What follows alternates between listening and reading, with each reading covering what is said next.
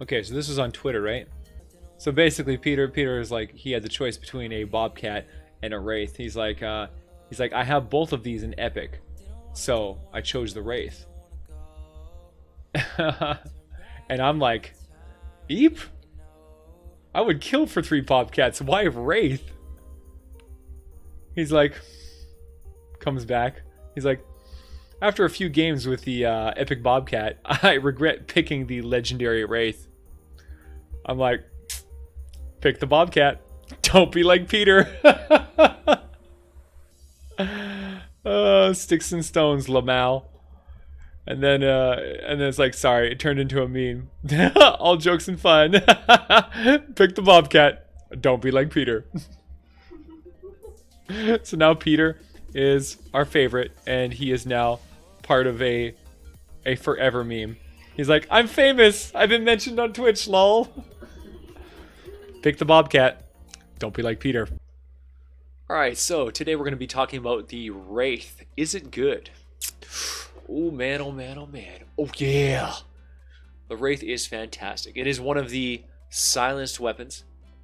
The silenced weapons being the crit set. All silenced weapons in the game have a 20% base crit. So after you put on a legendary crit rating perk on it, it boosts it all the way up to 48% chance to crit. The highest crit rate weapons in the entire game. Absolute monster weaponry here. So this is an incredibly unique, incredibly special weapon. Just ludicrously powerful. So good. It has a few weaknesses and has a lot of strengths. So this gun is the longest range assault rifle in the entire game. It is populating the upper pantheon of the 5,120 category. There's only a few weapons that can equal that range. And this one is spicy, man. It's got the 48% chance to crit. Just insane, crazy crit chance. It's got a 52 mag, so exactly the same as the Silence Spectre, which is pretty funny considering that is one of the other silenced weapons. This one is the long range version though, so the attack speed is about the fire rate is about half that of the Spectre. This one only has a 6.43 fire rate, so quite slow by comparison. But the crit chance and the crit damage is just completely out of control. 48% chance to crit, 570% critical hit damage. Just a freak show, man. This gun is so nuts. It's got really good damage, amazing headshot damage, and a really reasonable reload time. So this gun, stats wise on paper, this thing has no weaknesses. It's the only downside of this gun is that it doesn't fire all that fast, which can be kind of a bummer when you're using crit, because crit guns you want to fire really quick, so you really fully utilize all that crit and you can jump from target to target as you're doing massive crit wipeouts on all the enemies. So this gun does have some weaknesses, and by some weaknesses I mean 2 weaknesses. One, the fire rate is a weakness. Faster fire rate guns are better guns. Second, this gun has terrible bloom. So when you pull the trigger on this one, it is a fully automatic weapon, but you realize very quickly that you need to treat this gun as a burst rifle. You can only fire the full auto for a very short time, and the bloom will quickly grow in size to the point where you can't hit anything. It's just firing all over the place. It's just crazy. It's insane how bad the bloom is on this gun. It makes it so hard to really lay into targets at range. If you're standing perfectly still and you're aiming down sights, you can really keep a handle on the reticle, but only for a short time, and then the gun heats up and then the bloom gets completely out of control. So it's a bummer, man. This is it's a great gun, but it can be frustrating to deal with the bloom of problems, having to let off on the trigger so that your gun can get control of itself again, so you can lay back in. The only time you can really like go all in with this gun is when you're at really close range where the bloom just doesn't matter. But then realistically at that point, you should be using like a Silent Spectre if you're at that closer range anyway, right? This gun really shines at long range because it has a 5,120 range. It can do damage to enemies, you know, very top end damage when other guns just can't get it done, right? They can't cut it. So this is a fantastic, powerful weapon. But again, it has some weaknesses. The passive for this gun is very, very unimpressive. Getting 5 headshots in a row increases the range weapon damage by 30% for 10 seconds. I mean, if you can actually hit 5 headshots in a row, congrats. That's pretty cool. You can get a really, really big bonus but it's only for 10 seconds. I virtually never see this ability. Like, I don't think that the 5 headshots in a row is very good at all, because this gun does not have very good accuracy. You have to really, you know, be really trying hard to ping 5 headshots in a row on this gun, and then have 10 seconds of actual, you know, to have 10 seconds worth of targets where you can utilize that extra 30% damage. It's very rare, let's just say that. It's not a great perk. Now with the weapons, the military weapon llama out, you can actually get other perks like, you know, Affliction, or Slowed and Snared. You know, there are some other choices that are just much better than the 5 headshots in a row trash. But looking at the perk loadout for the Wraith, we are looking at crit rate, crit damage, mag size, and energy. So it's a super powerful gun, just amazing. Yeah, man, you're gonna have a lot of fun with this one. The crit rate is insane. The crit damage is insane. This gun, it just hits so hard. Oh my god, it hits so hard. It's such a satisfying weapon to use. I mean, as long as you can stand perfectly still and aim down the sights, the bloom is very manageable, and you can just absolutely melt enemies like crazy. This gun's going to struggle when you're fighting things like riots, because you know, this gun has trouble with accuracy, being able to get enough shots down the eye hole to kill them, to kill those enemies hiding behind those shields.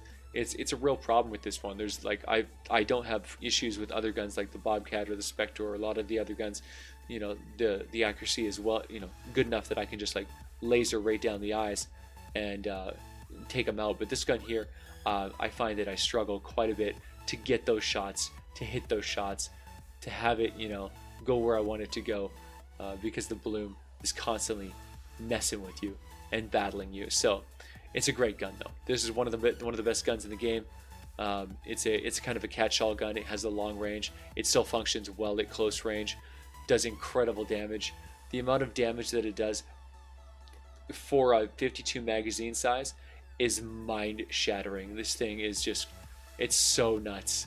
It does so much damage. You can clear insane amounts of enemies if you can just keep a handle on your aim, if you can aim well, if you can hit your headshots, and you can keep a handle on that bloom, which, you know, just takes practice. Then this gun is going to steamroll over everything. So the support team is going to look like this. You got your Survivalist. Survivalist is Survivalist Jonesy. Locking down eliminations heal you for base health over 3 seconds. Duration refreshes with additional eliminations. So keep on killing, keep on healing. Awesome character. So I use these as well. We're rocking Startup with Bulletstorm Jonesy. This will give you the startup bonus, which is every shot increases the range weapon damage by 1% up to a maximum of 25 stacks. So by the time you fire half of your clip, you're going to have a 25% damage bonus. Absolutely crazy. We also have Crack Shot with Mad Tidings. Mad Tidings is makes it so that when you fire a ranged weapon, it grants you 1 stack of Holiday Spirit up to 50 stacks. Each stack increases your ranged weapon damage by 1%. but decreases your weapon stability by 0.2. So this is exactly the same as Bulletstorm Jonesy, except that instead of it topping out at 25, it actually goes all the way up to 50. So when you fire your 50th shot, you're going to have a 50% damage bonus, which, you know, as you remember, the weapon has a 50 mag. So you're not going to be able to take advantage of all of it, except that you will a little bit, and it's because of the assault ammo recovery skill. This is Stars and Stripes Jonesy, and it makes it so that your weapons have a 24% chance to refund ammo every single shot. So you're going to get quite a bit of extra ammo out of this. With your 50 magazine size, you'll actually get 50 times 0.24 will give you an extra 12 shot, 12 ammo back into your mag. So you're going to have a 62 mag. But then you could times that by 24 again, by 0.24 again, and it gives you another 2.88 off of that 12. See, every shot that you shoot that you get back can also be another chance to get back again. So on average, you're going to have about 63 shots out of your 50 mag clip. So you're going to hit the full effect of the Mad Tidings, which is, you know, kind of a big deal, because you're going to get some huge damage bonuses near the end of your clip. You're going to have the 25% from him. You're going to have 50% from him, thanks to, you know, having a lot of the ammo returned. Your clip size is artificially inflated to an extreme level. Then you're going to have assault damage. You get an extra 17% assault damage by putting Rescue Trooper Ramirez in there. She's an absolute monster for this class.